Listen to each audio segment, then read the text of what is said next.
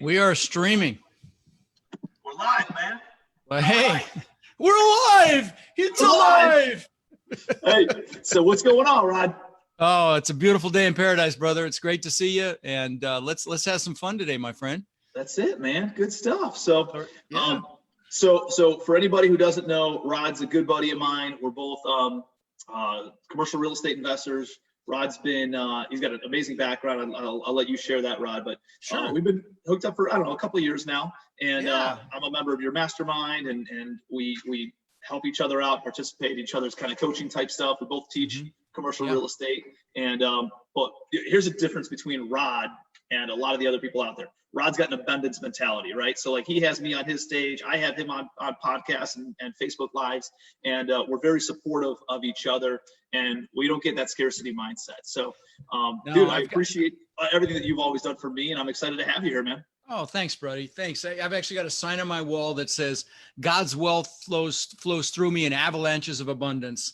And those avalanches are, of course, financial, but they're love, they're positive energy, they're friendships, they're everything. And you know, there's a great book. If you haven't read it, those of you listening, it's called Abundance, and it's an awesome book that I highly recommend. But you know, especially in times like right now, it's so easy to get caught up in scarcity and fear.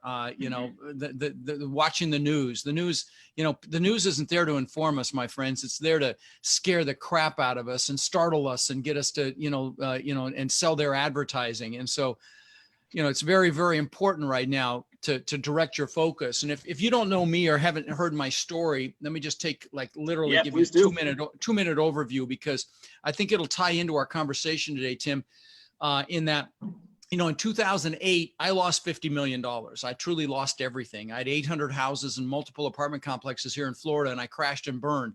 And so, you know, one of the things that I talk about in my training, as you know, is the mindset it took to have 50 million to lose in the first place, and then the mindset it took to, you know, to get back to the success that I enjoy today. And so, so a lot of my messaging is around being very, very clear on what you want, knowing why you want it, you know, and positioning yourself to push through fear, to take action, to take the first step, to make things happen for yourself. And, you know, when I lost everything in 2008, I thought I was set for life. You know, I thought 80 million baby boomers getting old and getting cold, you know, that was my line to people. And you know, I was just a little too early, but you know, I see the harbingers of that to come. Okay. In fact, I think we're going to re-experience what I experienced in 08 and 9 in the next couple of years. I don't believe that they're going to be able to stimulus their way out of this thing. And in fact, I know they're not. And I've already seen the writing on the wall. There was an article that CoStar, the owner of LoopNet, did some research, and you know, that's the platform that all the realtors use.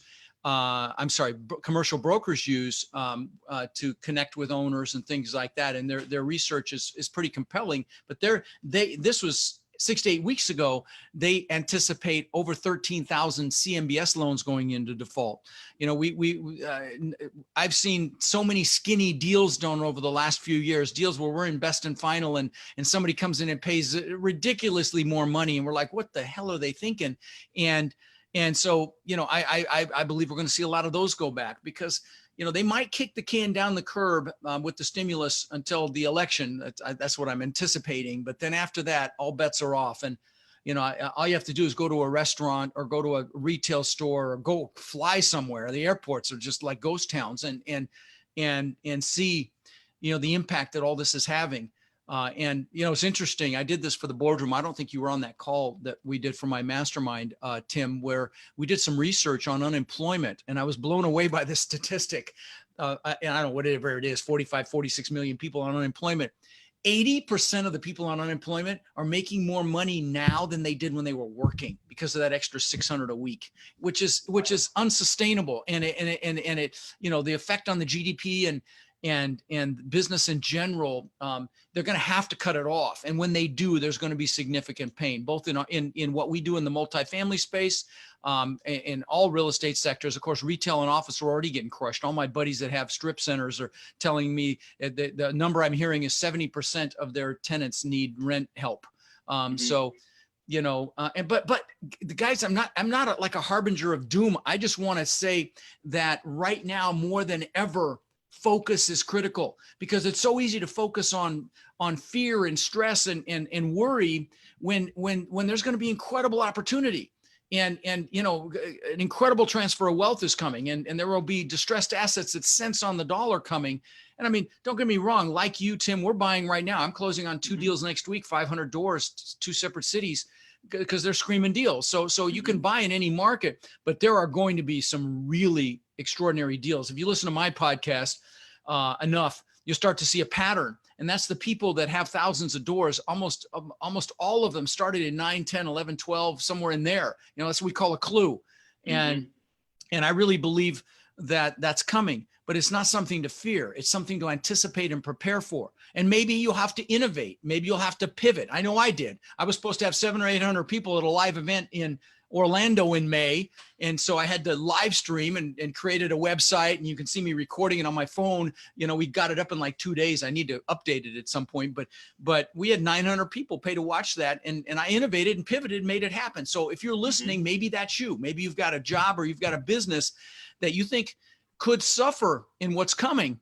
And if that's the case, then you need to start thinking now and taking action now and innovating and thinking of ways to reinvent yourself, whether it's a side hustle like multifamily, come learn with Tim and I, or some other real estate sector, or starting a business, buying a business. There's going to be incredible opportunities to buy businesses as well coming. So anyway, so that's kind of, where my head's at right now, Tim. I don't know what you're thinking, but that's kind of where my head's at. Yeah, man. I mean, I've said this on multiple times. It's like, listen, there were good deals and bad deals a year ago, right? There's going to be good deals and bad deals a year from now. There's going to be good deals and bad deals today. And so I think if you have very good, sound buying criteria, yes, and you're not speculating and expecting values that always continuously go up. You're not always expecting interest rates to stay low. They're stressing the numbers. You're buying for cash flow. You're buying at a deep discount. You're creating appreciation instead of hoping for it, or just speculating on it. I think there's a lot of fundamentals of people who were able to ride out the storm in 08, 09, 2010, and right, the people who weren't. There's some different, Well, listen, the reason I crashed and burned in 08 was because I had 800 houses, and they were 2 hours north and 2 hours south of me and everywhere in between. And it was just unmanageable, impossible to manage. So, I mean, if I sent a maintenance guy to one of my apartment complexes, we stockpile all the parts. They can get in and out in an hour. They have HVAC parts, plumbing parts, electrical parts, and appliance parts. If I sent somebody to a house that was an hour and a half away, they'd have to go see what was wrong, because every house is different. Then they'd have to go find a Home Depot or a Lowe's, could be another hour. And what took 30 minutes to an hour, one of my apartment complexes, it usually ended up taking all day at one of my houses. And so it just didn't cash flow. That, and taxes here in Florida are higher because there's no property, there's no state income tax, and insurance. I had a lot of properties in wind and flood zones, so that impacted cash flow. And then the final straw in it all was a lot of my residents were contractors. They were plumbers, electricians, drywallers, painters, roofers, and that fell off a cliff in 08 and 09. And so, that's why, but what's interesting is my multifamily did just fine through all that. I was going to ask you about, right? Yeah, my multifamily did just fine. Sure, it pulled back, but I'd still have it if I didn't, in my brilliance, cross collateralize to get a few extra basis points on interest rate. So I put packages of houses with my multifamily, or I'd still have it. And so, that's the reason I started my podcast, Tim. And we just broke 8 million downloads. And I started it to get that messaging out there. If you're going to buy and hold, for God's sakes, don't do single family. And I know you say the same thing, do multifamily or different asset class. But I'm going to push multifamily because you see what's happening with retail and office right now. And I promise you, multifamily is going to take a hit. There's just no question. But I don't think it's going to be as bad as 08 and 09, but it's going to be bad. But the beautiful thing, and again, even nationwide, the average was about a 15% pullback, or 11%. I'm sorry, it was 11%. My assets were at 15%, but 11% pullback nationwide in 08 and 09. And if you're stress testing a deal, like you said, Tim, we've got an asset we're closing on in Cincinnati on Tuesday or Wednesday, and 280 doors, but we can be 35% vacant and still cash flow. Okay, 65%, economic occupancy, still cash flow. Right. And we throw $1 million in an operating account just in case. It's not for CapEx. It's not for anything else. It's just to put there in case the stuff gets worse than 65%. And which I think is very unlikely based on the demographics there. But of course, now I pay much more attention to the demographics because, again, I don't want to. So when we look at a market now, I look for recession resistant employment bases because you guys all know. Talk about that. Yeah. So I look for like we've got an asset in Beaver Creek, Ohio. It's kind of an interesting story. It's 101 units, and that market has higher education. That's outside of Dayton. Dayton. Yep. Yeah. Beautiful area. I mean, really high income. There's a military base there, which normally would be a red flag for me because, again, guys, we don't want one horse towns because if the horse gets sick or the horse dies, so does your real estate. And but this military base is tech research. It ain't going anywhere. Okay. Not today, not in 2020. And but then there's higher education there. There's a couple of colleges, there's healthcare, big healthcare facilities. These things are not going to be impacted by a recession. But, like I said, in my example, where I had a lot of my residents were in retail in the single family houses in my C-class houses were in retail or they were contractors, and that got killed. And retail's getting killed right now. Restaurants and any retail is in trouble right now. And guys, you guys know, if you listen to Tim, that the number one factor when you're evaluating a submarket is jobs. And yes, you want to look at population growing and income growing, but jobs is the number one thing. And so, again, I look for employment resistant, types of employment sectors is kind of what I'm saying. But anyway, that Beaver Creek asset, it was 101 units, kind of an interesting story. It got destroyed by a tornado last year. I remember. Yeah. I mean, completely destroyed. And in fact, I mean, all 101 families had to leave and thank God nobody died. But that's kind of a cool story around the why we love this business. We're going to raise the rents there. Well, $650, but even if it was $500, which is what we initially anticipated before the tornado, even if it's 500, as soon as we get that thing filled back up, we're at 50% now. We just came back online. We're just now filling units. We're 50% now. Once we get to 100%, we've effectively raised the value of that property $10 million. And at 650, it's even more than that. We're starting to push that right now, but we're, at 500, it's 10 million. So I mean, that's why we love this business. Yeah. People say, hey, it's $600 a month in rent, right? And I don't think they understand what that does to the valuation of a building. Right. So if you take 100 units, right, times $600 a month in additional rent over 12 months, now that's going straight to the bottom line. You're already paying taxes, you're already paying insurance, you're already paying your utilities and your maintenance and all this other stuff, whether they're paying $500 a month in rent or $1,100 a month in rent. So if you take and you get an extra $600 a month in rent, that's an extra $720,000 a year in straight to the bottom line numbers. Straight to the bottom line. Divided by what is that, a 6.5 cap market? Yeah, do 6.5. See what 6.5. That's very conservative. It's probably 6.25, maybe even 6. That increases the value by $11 million by doing that. Boom. Yeah. Insane. And that's what we love about this freaking business is like you said, you can ramp the value. You don't have to worry about comparable sales. Any increase to that NOI, that net operating income, is an exponential increase to the value. And so, you look for ways to cut expenses and raise rents, and that's why we love this freaking business. And that's why you've been such a huge success, and me as well at this point. So that's why we love it. But one thing I'd like to talk about for a second, Tim, is, again, circling back to the fear that's pervasive right now. And if you're listening to or watching this on Facebook or listening on iTunes or wherever, YouTube, wherever this ends up, you're a leader. And right now this world needs leaders. And so it's time to really, as a leader, to really manage your focus, to really pay attention to what you're focused on, because wherever your focus goes is where your energy is going to go. And whatever you focus on is going to get bigger. So if you get sucked into CNN and ABC and NBC and get sucked into that negative news, that's going to get bigger. So you're going to become more and more negative. So it's so important. I do a little clip on my podcast every week called Own Your Power. This week's was about 100% commitment and the power you get when you own 100% commitment. But every week I do one of those, but there's so much good stuff out there. You need to keep the bad stuff in, stand guard at the door to your mind, and bring in the good stuff. There's so much great stuff on YouTube, podcasts that have great content.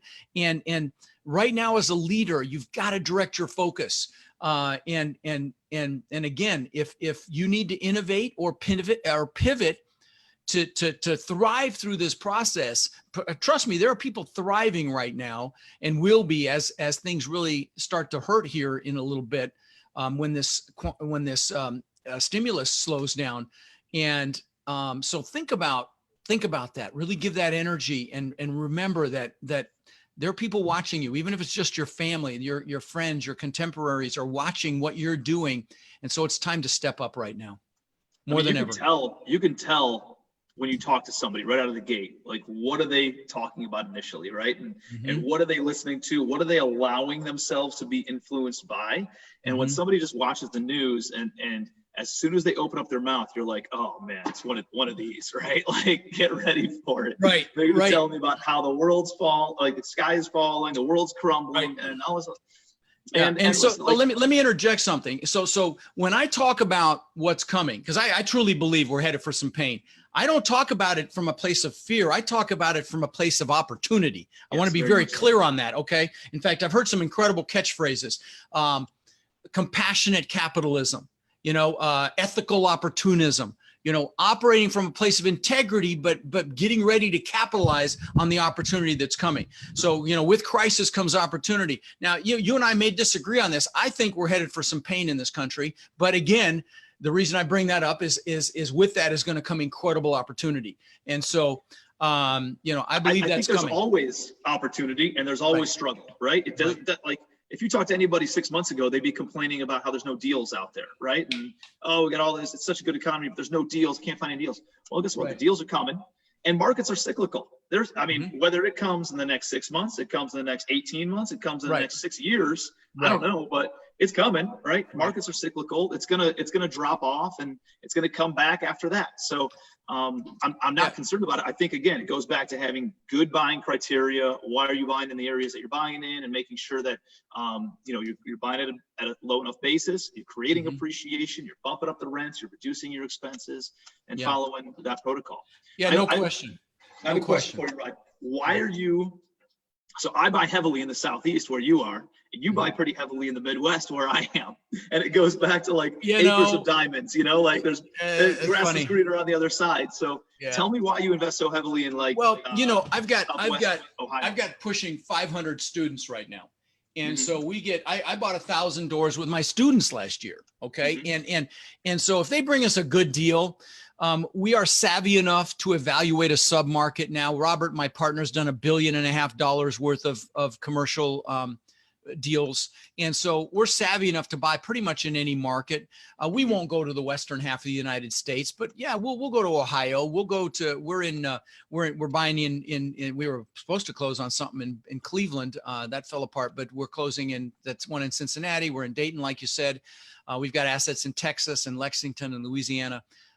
We've got one here in Sarasota. I love the Southeast. It just up to this point, nothing has met our criteria. And so, nothing Southeast that I'd love to buy everything. I'd love it if everything we owned was in Florida, but it's just been too hot. But I don't have much in Florida, but I have a bunch in South Carolina and Georgia. Those are really good markets. Yeah. We've got a beautiful asset in Atlanta. We're closing on next week. A beautiful asset, northeast of Atlanta. But again, yes, market real estate goes through cycles. But the reason I'm bringing this stuff up, Tim, is if you're sitting here listening and you've been thinking about getting into this business, stop freaking waiting.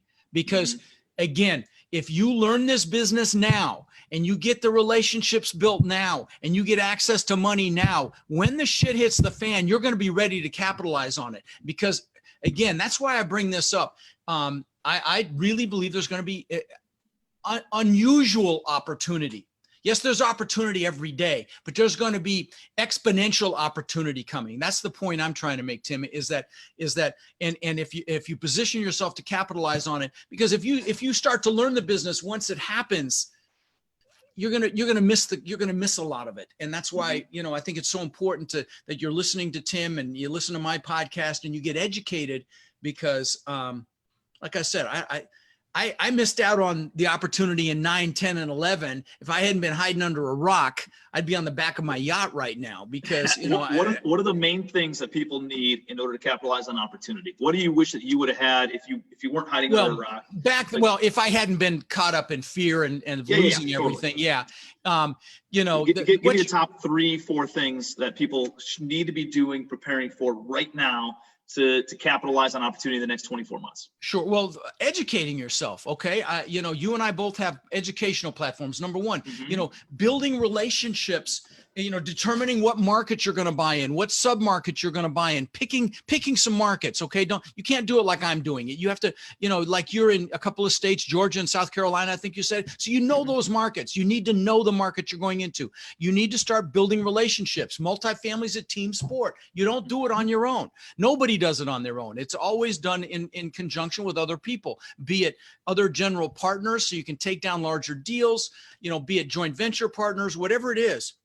But you need to build relationships. You need to also build relationships with brokers and the different service providers that you're going to want to do business with in those submarkets, property managers, brokers.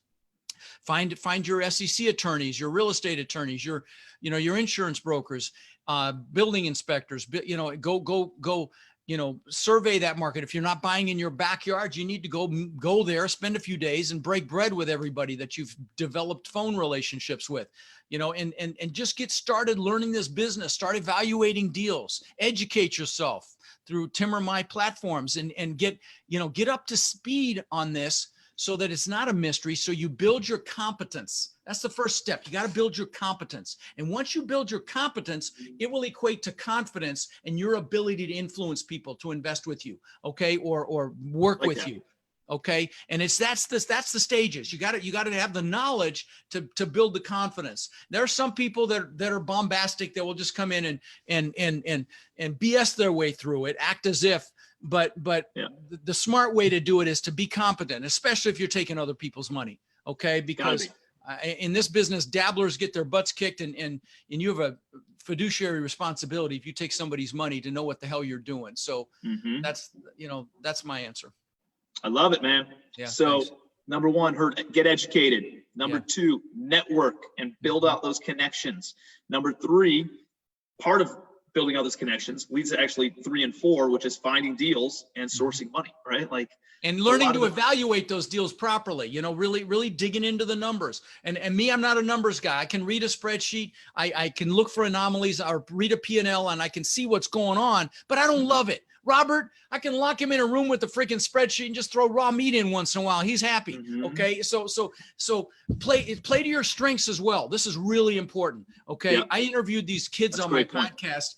A few months ago. I don't remember what I called it, young rock stars of real estate or something, but they had 70 million in assets between them. They're all in their 20s. And what was fascinating, which is a dynamic I see a lot, and you probably do as well on your podcast, is that they were all in partnerships. One was analytical and one was outgoing. Every one of them was two partners like that. And you see that all the time.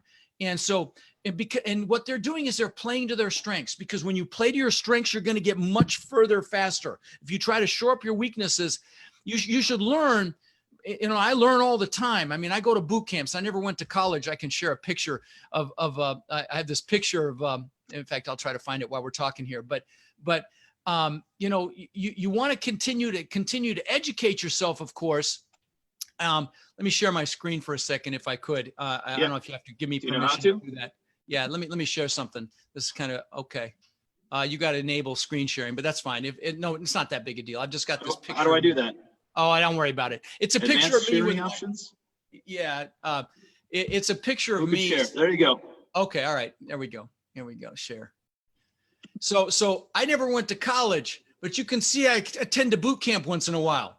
Yeah, Okay, can you see that? All right, and that's in front of, you know, this is in front of my Bentley and my Benz. I'm bragging a little bit there, but the point is I never went to college, and so if you're listening or watching Tim, and I know you got a lot of young guys on your show and that listen to you, and they've got blood dripping from their teeth, and they want this so freaking bad. Now I get this question all the time: should I go to college? And I'm going to tell you, if you've got if you don't have a good work ethic, then you better get your butt to college. But if you're a hustler like Tim and I, and you work your butts off, then maybe you don't go to college.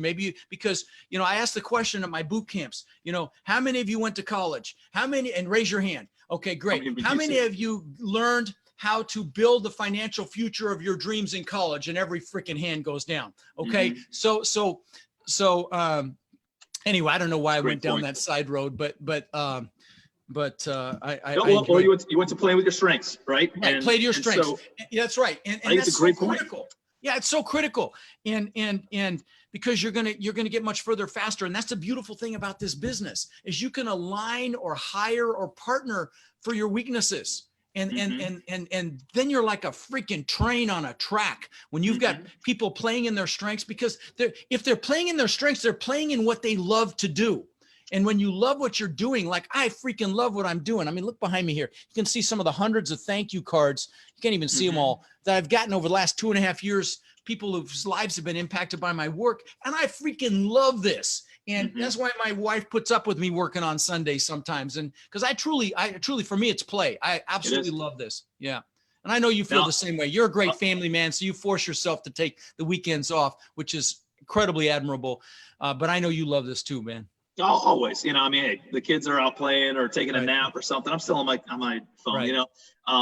But no, I think playing to your strengths is so key. You know, like I think it was really hard as people coming into multifamily, coming from the residential world, is in residential, man, you're carving up. You can do it all by yourself. On a flip. You have to do it all yourself. There's not enough juice in the squeeze for everybody to make money. So like, you're not going to get 4 A players to go and carve up a $20,000 spread and everybody get excited about it. It's just not, it's not realistic.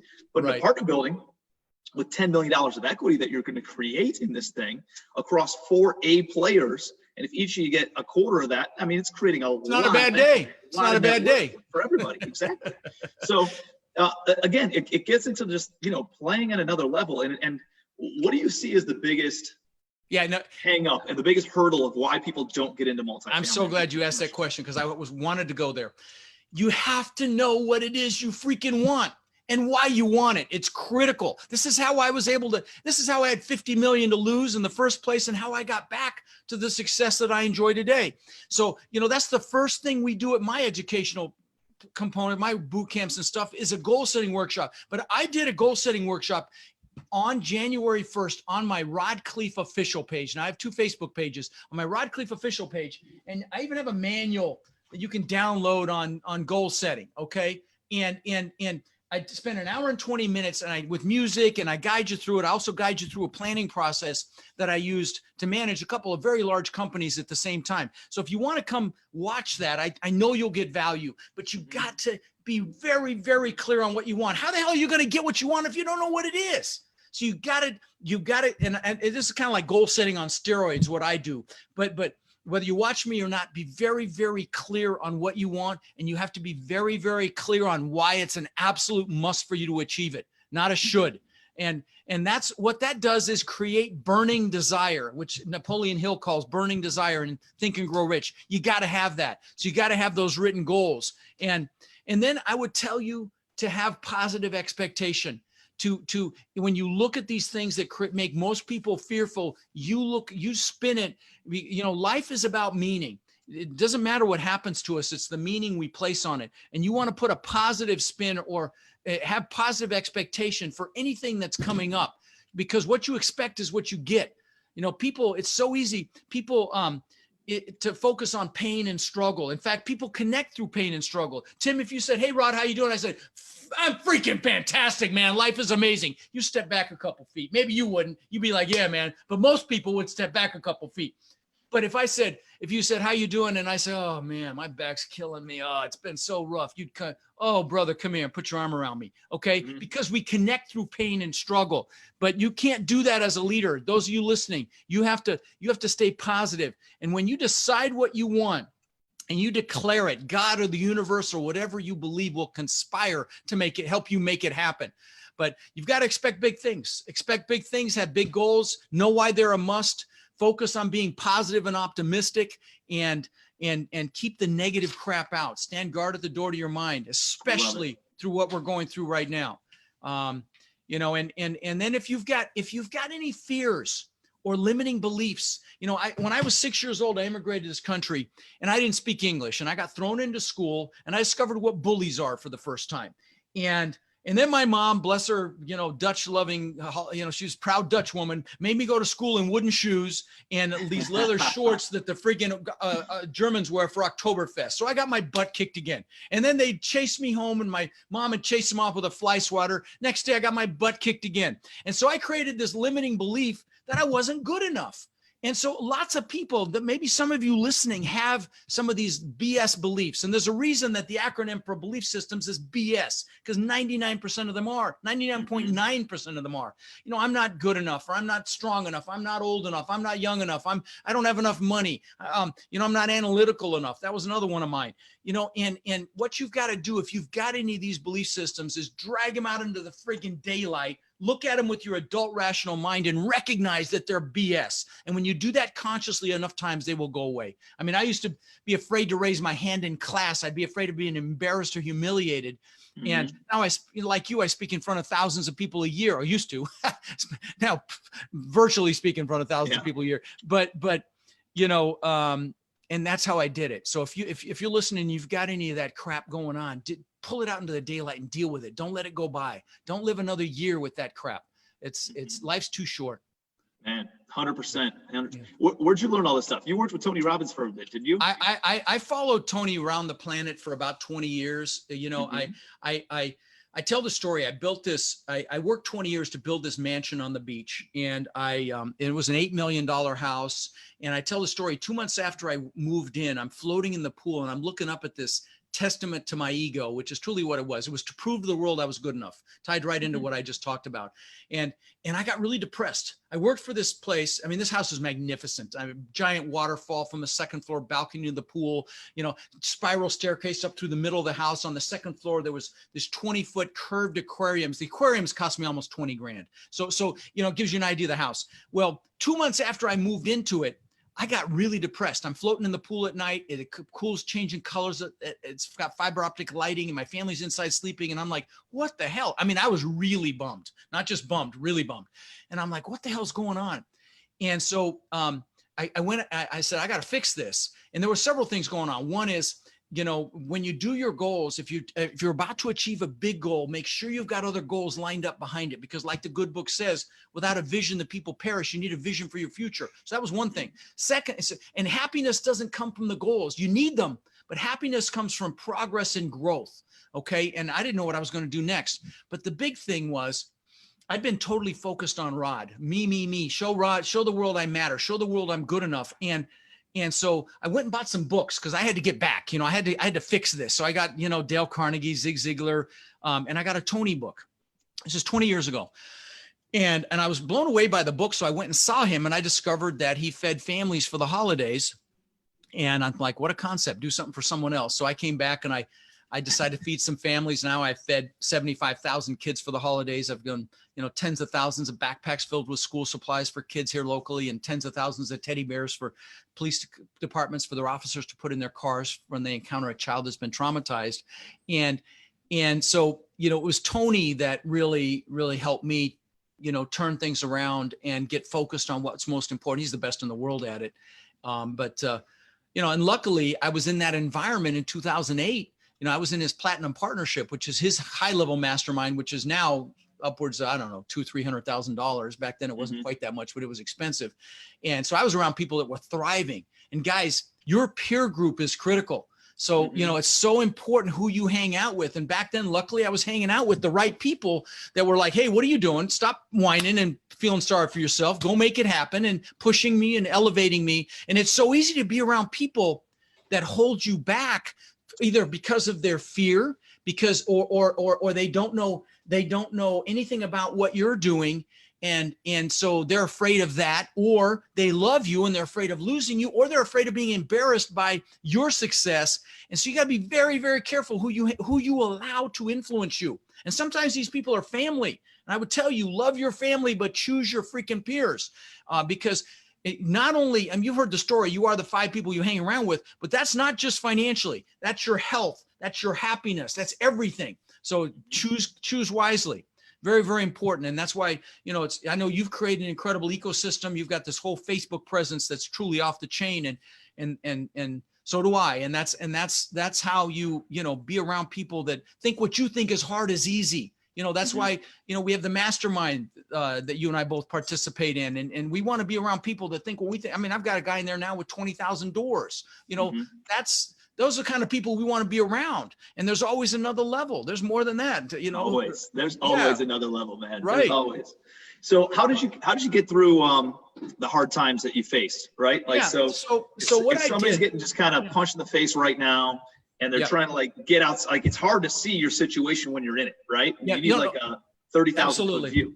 Well, it starts with knowing what you want and why you want it. I got to tell you, it really comes back to that. It's probably the most important piece of this, is because you've got to redirect your focus. Because it's so easy, again, to turn on the news. God, just this morning, some guy walking his little baby girl down New York Street got shot and killed. I mean, what the hell? It's so easy to get sucked into that. I just did it myself. I just got sucked into that crap. And so it's so easy to do that. And it's so important for you to manage your focus right now. And so it starts with your goals. I've got my vision boards right here behind me. Those of you on iTunes can't see this, but there's like 5 vision boards here that every morning, this is my gratitude board, by the way. Everything starts with gratitude. So you see pictures of my kids.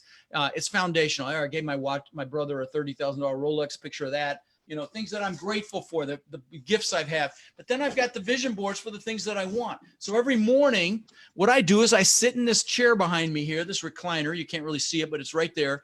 And I will do gratitude for the things that I have in my life. My amazingly beautiful wife, my kids, my coaching students, my foundation, and I'll just do gratitude for literally like 2 minutes. Then I will grab those vision boards, or I'll just do it mentally, and I'll visualize the things that I want as if I already have them with gratitude.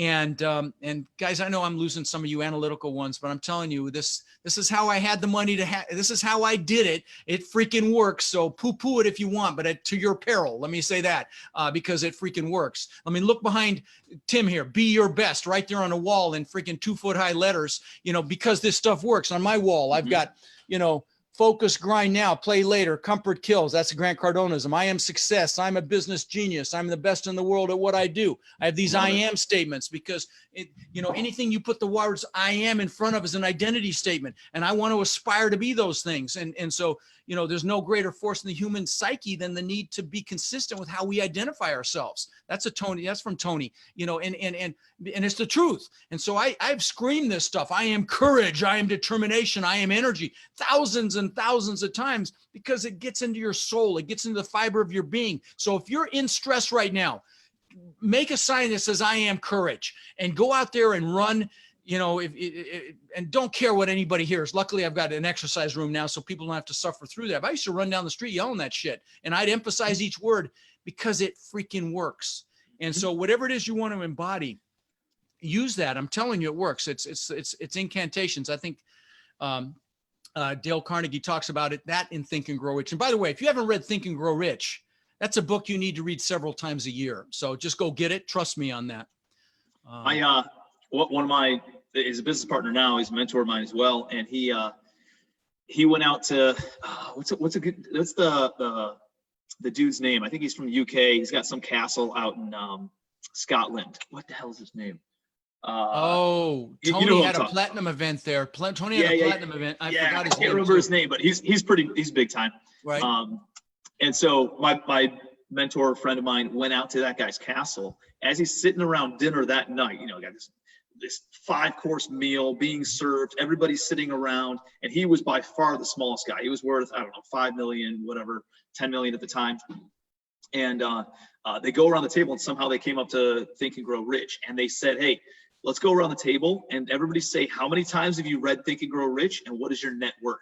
And it was almost directly correlated what their net worth was, the people who read that book the most to who had the biggest net worth in the room. That's a great story, Tim. And he had only read it 2 or 3 times, and he had the smallest net worth in the room. That's a great story. I've given away, I give away copies of that book at my events. I've given away literally thousands of copies of that book.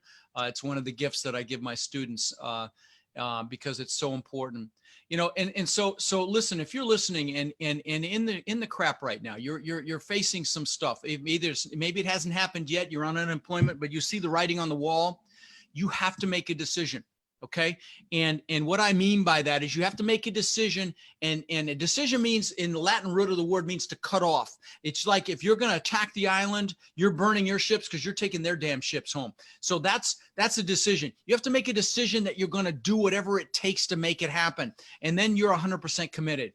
And if you're just interested in changing things, it's not going to happen. When you're committed, you take massive action. When you're committed, you're like a train on a track. It's no longer a dream. It's a freaking outcome. And that's what you have to do. It can't be 1 foot in or 1 foot out. You have to, whether, if you're going to start a side hustle like multifamily, come see Tim or I at one of our events, or whatever it is. If you're going to start a franchise or do a business. Both our events, right? Yeah, you're right. Do both. Most of my most successful. There's going to be takeaways from my event that they're not going to get from yours. There's going to be takeaways from your event that don't come from mine. Right. So it's what you always say, Rod. Proximity is power. You got to get around the people that are moving and shaking and doing. That's the right. Things.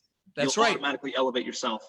The most successful students of mine are the ones that go to everybody's events, and they keep coming back to mine because this business is a team sport, and you need to network. So, and then we talked about focus. What you focus on gets bigger. You've got to, if you're in the shit right now, focus on what you want. Stay away from the other stuff. Stand guard at the door to your mind. Focus on what you want. They asked Mother Teresa back when she was alive if she was anti-war. She said, no, I'm pro-peace. There's a great example of what I'm talking about there. Okay. So focus on what you want. And don't fear failure. If you fear failure, I'm going to tell you, big mistake. Fear regret.